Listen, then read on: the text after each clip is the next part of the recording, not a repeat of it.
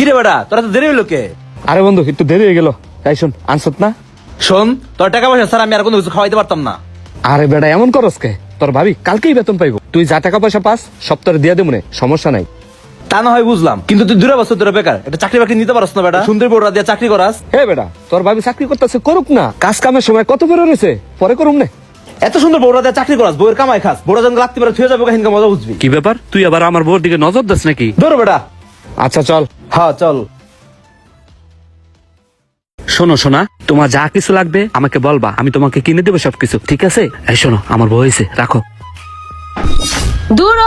আজকে থেকে আমি আর কোনো গার্মেন্টস আমি যাইতে পারবো না। এই কি হয়েছে? হ্যাঁ এই শোনো, আজকে 2টা বছর ধরে তুমি কোনো চাকরি বাকরি কোনো কাজ কাম কিছু করতেছো না। আজকে এমবি স্যার নিজে আমাকে ঘোরার অফার করছে, তার সাথে ঘুরতে গেলে সে বলে প্রতি মাসে আমাকে বেতন থেকে 2000 টাকা বাড়াই দিব। ইস, কি কস, 2000 টাকা বাড়াই দিল? আরে কি মিস্টার করলাম রে, আমার 2000 টাকা গেল গা। এমডি স্যারের সাথে ঘুরতে গেলে তোর কি এমন ক্ষতি হইতো? হেই, একটু মডার্ন হইতে পারিস না? তোর মতো গ্রাম মেখে বিয়ে করাটাই আমার ভুল হয়েছে, কিছু বলার নাই। শিমুল, কি বলতেছো তুমি এইসব? আমি তোমার ঘরের বউ, আমি আরেকজনের সাথে ঘুরতে যাবো মানে?